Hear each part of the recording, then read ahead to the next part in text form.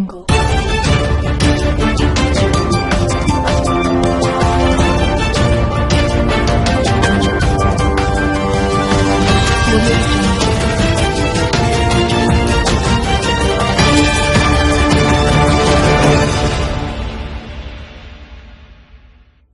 Hello traders, it's Saturday, December the 8th. This is John Kicklighter, Chief Strategist for dailyfx.com, here to give you your market wrap-up for the past trading week, and more importantly now, we'll look for what we can expect in the week ahead. This past week was certainly pocked with a number of high-profile events and obviously unfolding themes. This upcoming week is no different, and this is going to keep beating back the expectations that we are finally at that tipping point where we can resort to the liquidity expectations. What are the liquidity expectations? Well, the month of December is historically one of the periods most known or associated with quiet. We have a anticipation that volume, and this is the average volume according to calendar month for the S&P 500, a benchmark risk measure, where it is most deflated. Trading day adjusted, and you have a innate expectation for performance, an advance from risk-oriented assets like the S&P 500.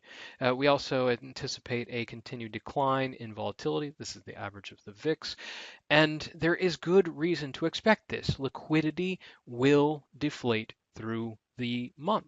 And that's because there are a number of holidays that will close markets across the world and largely in the West.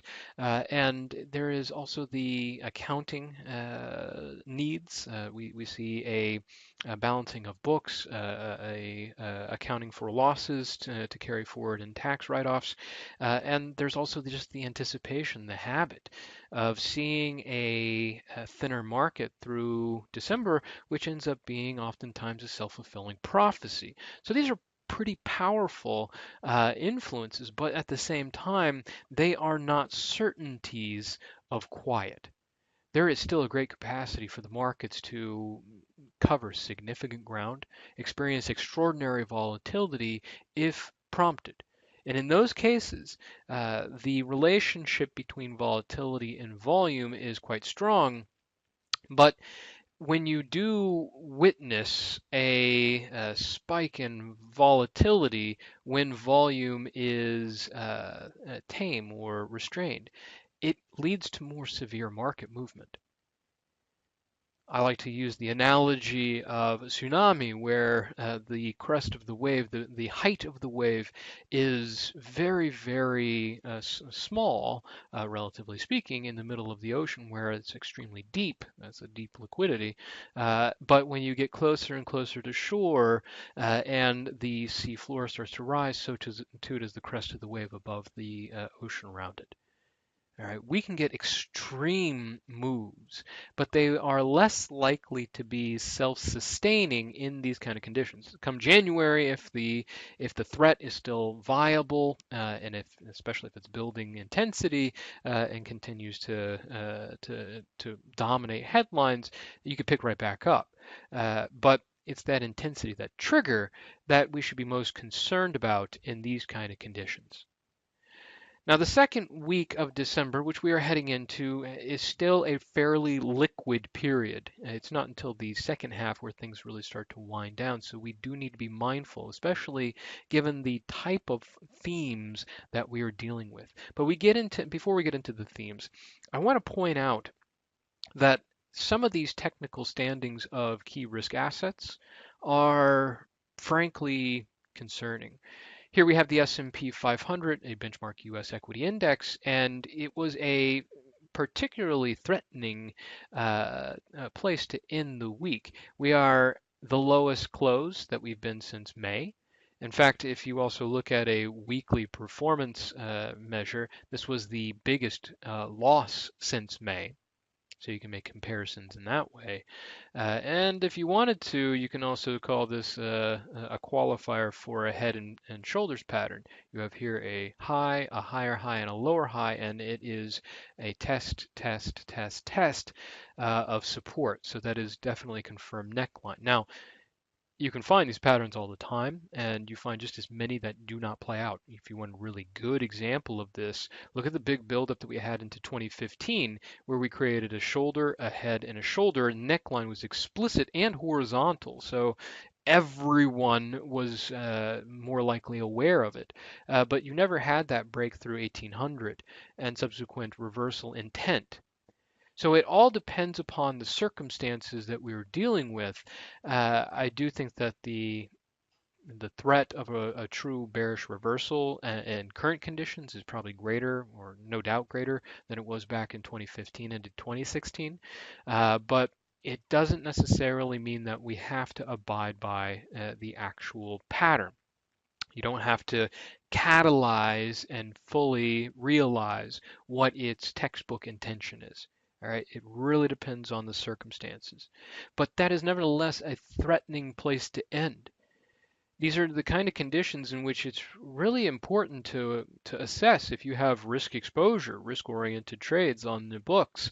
Am I comfortable holding over the weekend where increasingly it's been commonplace that surprises announcements have come across wires when the markets are closed and we have no capacity to actually hedge or withdraw our exposure, and thereby we're just waiting until Monday's open, in which we have to panicked sell out of the market that's already potentially dropping. This is where we need to be much more proactive about protecting our capital and being more in the preservation mode than trying to leverage returns to quote unquote beat the market. There's far less of that kind of mentality, or should be, we should go back to the number one rule for successful investing: protecting your capital first and foremost. All right, so a very ominous, very threatening way to end this past week for the S&P 500. Same kind of technical pattern from the Dow's perspective. Some pretty noteworthy support that has been crafted throughout 2018.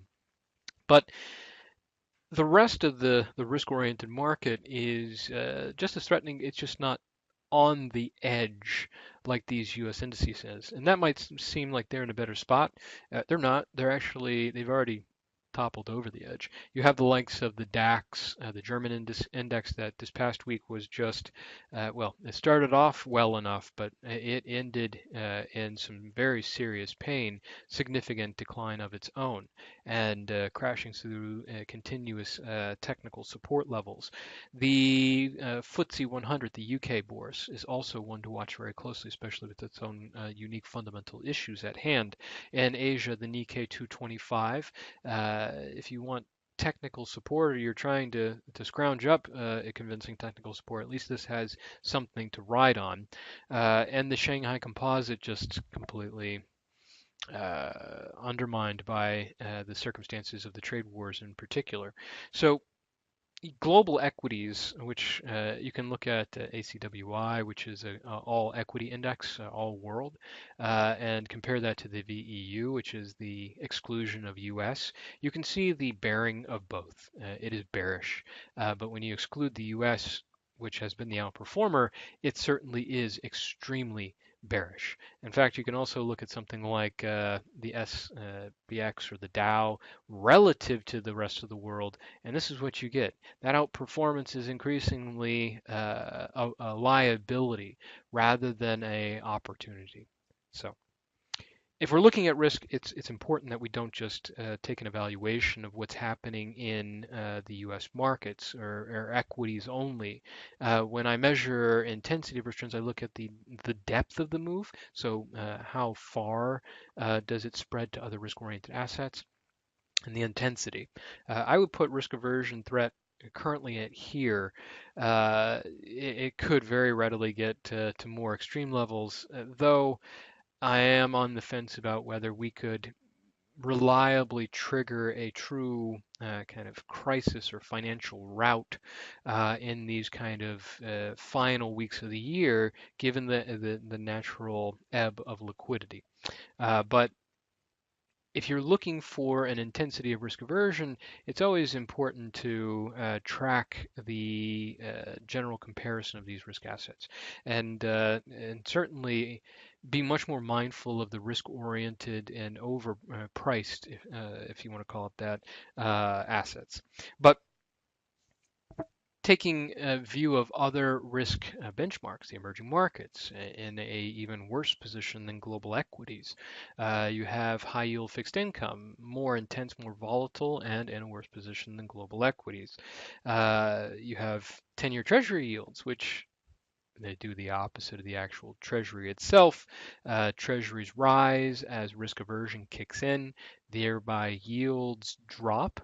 So they align nicely, usually to risk trends. They are tentative, even more so than US equities, but they are more consistent. So be mindful of this, and I would definitely include this in my evaluation of risk trends. And of course, we can look at the FX measures, though it's getting a little bit more unclear about where to look to evaluate the inference of risk trends through FX. Is it through carry currencies like the Aussie dollar, which have already been significantly deflated? Is the dollar index actually a at-risk currency because it is the preferred carry trade at this point? Well, I still stick with the yen crosses. I think they're the better measure because the yen is consistently treated as a carry trade or funding currency for the carry trade. So keep tabs on all these different asset classes and on a day-to-day basis, look at the evolution or the transition of sentiment from Asia to Europe to US and back again. That's where you get a buildup of momentum comparing the time frames. But the intensity and the breadth of a move across asset classes is where you're really going to engage or evaluate the intensity of the move. And we will be, as I keep saying, fighting the twilight of liquidity. Now, the themes that make our markets far more risky than what the seasonal conditions would normally imply. All right, we can't just revert back to risk on, low volume month for end of year. One of the key ones that we're continuing to deal with is the US-China trade war. So here's the USD-CNH. A little bit of a relief due to what was a week ago a breakthrough supposedly when the U.S. and China agreed that they would halt the increase in tariffs for 90 days as they negotiate. And it was the president's chief economic advisor, Larry Kudlow, who suggested that the president was open to extending that hiatus if they are making progress. But the positive implications that that would draw have been convoluted and threatened because of the arrest of the CFO of Huawei, a very important telecommunications company, Chinese company, and one of the drivers of the country's technologies. And it was supposedly for the company's dealings with Iran, so a know your client kind of thing. But it comes at a very, very dubious time and one that the Chinese officials are going to read into. And this does threaten the relationship and the good faith negotiations that would otherwise take place if this weren't hanging over our heads. Now, we'll see what the issue is, but if they stick to their 90-day pause on tariff threats, then at the very least it can render itself something to worry about later into the future. You know, we get back to it in February, March of next year. That would be a relief for risk trends. Unfortunately, we've seen too many times where pause or vows of not pursuing further trade threats have been broken with the in just a tweet.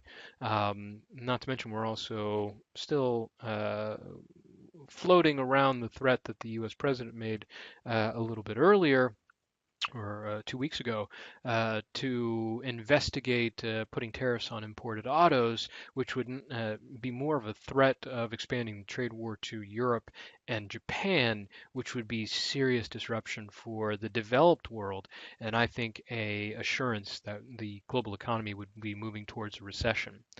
Now, this isn't the only fundamental theme. It is just happens to be the most ongoing, complicated, convoluted one.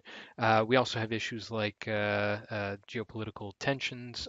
U.S. and U.K. government stability are called into question. We have a downgrade in global growth. We have a reduction in business deals and loans that are a byproduct of the volatility that we're seeing in markets of late. But all of these can readily step up and intensify our uncertainty, lead the markets to kind of a vicious cycle of potential risk aversion. But if you want to see a true risk aversion, you want to see a move of that breadth, that duration, is going to have to more likely come from a active catalyst, a driving momentum, and not just the build of self-sustaining fear. It's always possible.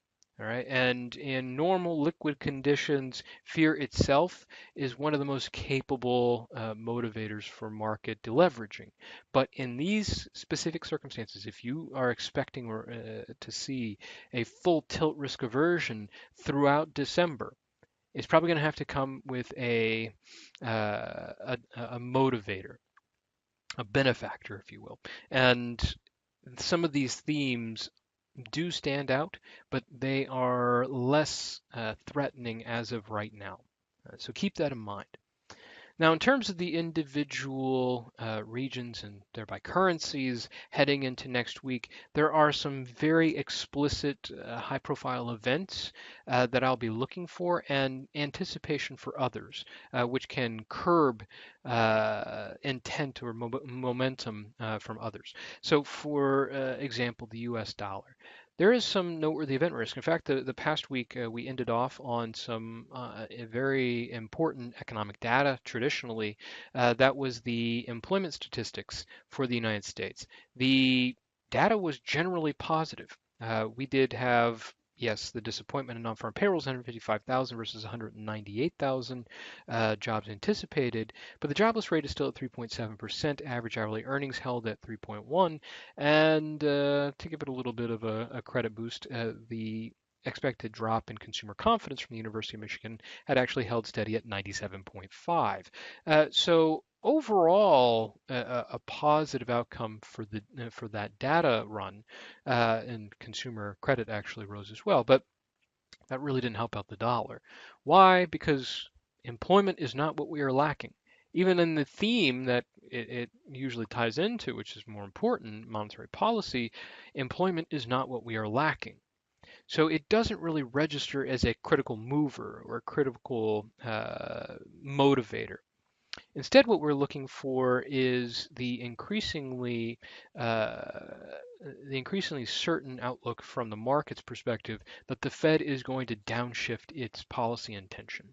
You can actually see this through Fed funds futures, and we've been following. Let's do the implied yield rather than the contract value here. The drop in expectations for interest rates through the end of 2019, you can see that the capacity for ongoing rate hikes has dropped materially. So the implied yield through the end of next year as of this past Friday was 2.57, whereas at its peak just a few weeks before, 3 weeks before, was at 2.93. So that's a 40 basis point decline in implied expectations. That's a certain carving off of 25 basis points for the rate hike, so one full rate hike, one step rate hike, but a serious undermining of 50 basis points, so two of those rate hikes. That's a significant downshift. I've been watching, however, a little bit more closely since the term curve is now being used as if it's mainstream and popular. I think we should utilize that, take advantage of it. So the curve in implied yield forecast for the Federal Reserve. This is the difference between the January contracts, so where we expect the benchmark rate to be at the beginning of 2019, so excludes our any kind of speculation of this December's rate hike. But the difference between January of next year and December of next year. And as you can see, this curve has dropped sharply from a 53 basis point spread to about a 20 basis point spread. Again, cutting off so fully cutting off one of the rate hikes and really throwing into doubt the second. We haven't seen this significant of a drought in terms of pace since really the beginning of 2018. This has great capacity, yet thus far the dollar has actually held up relatively well, and there's been a lot of debate about why that is. I think a little bit of it is carryover from its safe haven status, which is helping to offset and give it a little bit of buoyancy, but it's also, and we talk about this a lot, or we have in previous months and years, when you're talking about monetary policy as a driver for the markets, uh, it's a relative game. And the dollar's rate forecast is certainly dropping, but what is it doing relative to its counterparts? Well, the Bank of Canada's forecast has dropped. The Bank of England's forecast has dropped. And those are the two most hawkish counterparts as well. Here's the forecast for mid 2019. The Bank of Canada, the Bank of England, their rate forecasts have dropped. So, yes, the dollar has perhaps more to lose, but if all of them are moving down this curve, they stay more stable in their relative positioning. Remember, FX is a relative analysis, a relative investment. Now, this won't hold up forever. There's a lot more premium for the dollar to lose than there is for these others, especially the likes of the euro or the yen or the Swiss franc. But for now, this offers something of a buffer. Everyone losing ground rather than just the dollar losing ground. Now, can this be resolved and will the dollar just simply drop next week? It's possible. But I think there's more to anticipate in the coming week than there is to actually react to the coming week. We do have a few final Fed speeches, Fed remarks that we will get in. If they are making a genuine intent to downgrade our rate forecast to use that forward guidance mechanism, then we should expect to see it. We closed out with some Bernard remarks, which she's already known Dove. She was actually pretty stable on her expectations of a need for further rate hikes. So from her general perspective, that actually comes off as a little hawkish. We also had Bullard, who wasn't on my calendar originally. He is self-acclaimed most dovish member of the Federal Reserve. He definitely lived up to it. He even suggested that there is good reason for them to pause in December and evaluate if they should move actually in January. That would really disrupt the market. I still think that the markets are fully pricing in a rate hike as of December the 19th. So given the Fed's primary approach to monetary policy has been to reduce volatility from its changes, that's probably not going to happen. But he is self-admitted the most dovish member, so it's not a surprise to really hear that from him. If you're looking for anything else dollar-oriented, you do have some data, some indicators, and some of them are fairly important. CPI, if you want to talk about monetary policy from the U.S., this is the ingredient, this is the component of the dual mandate that is as of yet unclear. But I don't think it's going to be particularly market moving. If anything, I think the dollar is going to really tread on its counterpart appeal. What's the most liquid currency in the world? Well, it's the dollar by far. And that is something that can play to its advantage if its other counterparts are under duress, universally under duress. So if the euro, the pound, and the yen are all being pressured lower, the dollar is the innate benefactor. The yen probably won't be under a lot of pressure. That would insinuate full tilt risk on, so that's unlikely. But the euro and the pound certainly have great capacity to be under that kind of pressure. So those two currencies. The pound is arguably the most loaded, at least from most people's perspectives. The sterling is heading clearly into Tuesday's high level event risk. Here's the equally weighted pound index to give a more isolated view of the currency. The key piece of event risk, and arguably one of the most important events overall for the week, is going to be the UK Parliament to vote on Prime Minister Theresa May's Brexit proposal. And given the number of votes and rebuke she got from the MPs this past week, it's probably not going to end well. Now, there is no good outcome here, even if they were to push forward with her plan, which has already been essentially approved by the EU. It is overridden with uncertainty. There are still a few months to actually get this implemented, and there are unresolved issues that will carry forward into the transition period and beyond. So that's your best possible scenario here. But I think instead we're going to come out with the uncertainty proposals. The higher probability is they reject the deal, and then it becomes a question of what the parliament is going to suggest and what they can force the government to do. They did recently vote to give themselves more power in the event of a rejection of the prime minister's plan. So this is going to definitely be an event that's going to crowd out every other interest. So we have jobless claims, for example, 30 minutes before this vote. This does not matter. Even if it were quite a severe move, you might get a quick 2-minute response, but the market would completely deaden and fixate on what the remarks are or the vote's going to be. But even after the outcome of the vote, we don't know what the subsequent path is going to be. Will they give more time for a further working of a program? So she would have technically 21 days to come up with another program, but that would take us well into January.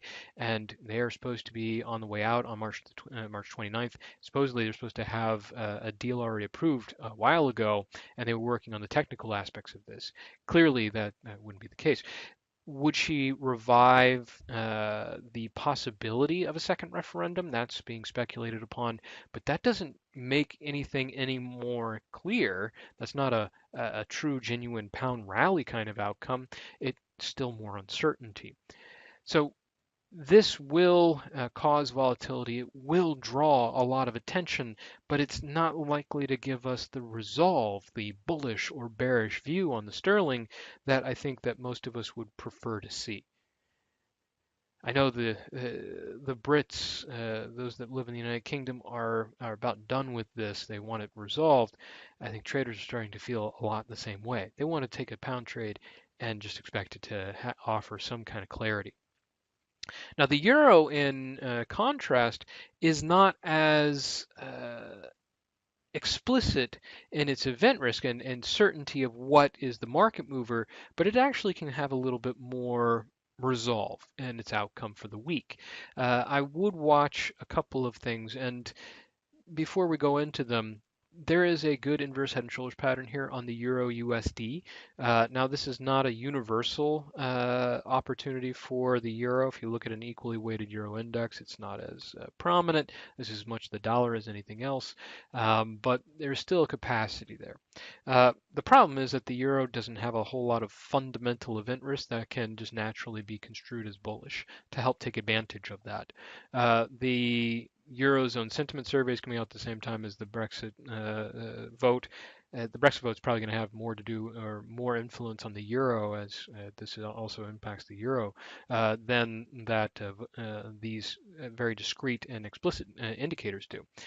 We get into Italy as a theme, starting with the Prime Minister Conte's remarks before the Italian Parliament ahead of the European Council meeting, and that European Council meeting will take place on Thursday and Friday. But I don't think that Italy is going to be resolved. I think it's just going to be drug on for some time, just like Greece was before it started to hit a real financial pitch. Um, But I do think that the ECB rate decision that we have on Thursday has greater capacity to be market moving. Now, they're not going to change policy. That's never been the issue. But the euro is still riding high off of 2017's premium of a rate hike somewhere in the foreseeable future through the mist. Uh, this is increasingly uncertain, especially if the Fed no longer feels that it can maintain its tempo. I think the ECB is going to cool the language about its intent to normalize monetary policy for fear of triggering a market risk, a market aversion, which can turn into an economic problem. We'll see if that is indeed the case. If that does happen, it will deflate the euro, which would be a benefit to them economically, but it could also, once again, raise the specter of claims of currency manipulation, which have been tossed about, especially by the Trump administration. Now, there are other currencies that do have discrete event risk, but I won't be chasing just catalysts. I think that the more we can find currencies that aren't wrapped up in key catalysts, the better. The Canadian dollar this past week did have a significant deflation of potential going into the future, and we've passed that data. So if this is going to normalize, because the docket normalizes, I'll be watching this pretty closely. After the Bank of Canada deflated its rate potential, there is certainly a good capacity for, let's say, the Canadian dollar to take advantage of the U.S. dollar. If the U.S. dollar were to slide, the Canadian dollar is a good candidate to take advantage because it's demoored from its uncertainties.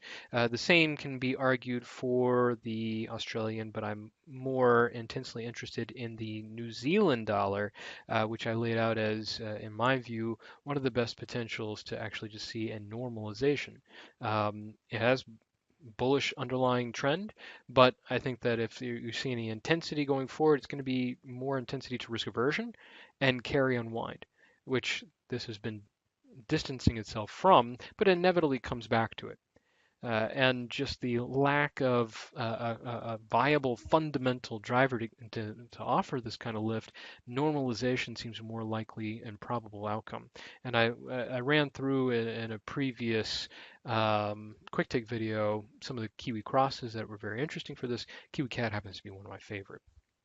Now, finally, I will also keep very close tabs on commodities. Gold, through the end of this week, actually finally made a little bit more progress, breaking from its range dating back to mid-July. We are now trading at the highest level since early July, so about a 5-month high, taking us through a 38.2 fib of the peak that we had back in April, the peak of 2018, to the trough of 2018. Noteworthy, it's just, should we expect boundless follow through? No, this is not one of those technical developments that naturally is going to be self-sustaining for momentum. Gold is best served in risk aversion that exploits the fact that all the major currencies, have reasons to be under pressure, including monetary policy of an extreme nature. So it's a great instrument as an alternative, but it's not one to just simply assume is going to take lift. The other greater capacity for just a natural rally for a snapback, a rebalancing off of a speculative short would be crude oil. Now, to end this past week, we actually had an agreement by OPEC, the OPEC members, to cut their total production, and OPEC Plus, their total production by 1.2 million barrels per day. The expectation was for a million barrel cut, and they did 1.2 for about 6 months. So that would theoretically be a steeper drop in supply, which supply demand dynamics on price, you'd expect this to be a strong sense of rally. Didn't really last, as you can quite clearly see here from U.S. crude oil. This is very, very reticent to bid a clear rebound. And when there is reticence to make a move, it's something that we should pay attention to and not doubt. All right, so I'll be watching this very closely because this is the intersection of speculative appetite and economic activity or global growth forecasts. This is a very important asset, and even if you just trade financial products like FX or indices or shares, you still need to look at these as barometers for the broader system because that will impact your trades regardless of what they are. And this paints a very detrimental negative picture despite liquidity. All right. We'll wrap it up here. We'll do our next rundown of these markets next week. Until then, I wish you all good luck trading out there, and I hope you have a fantastic weekend.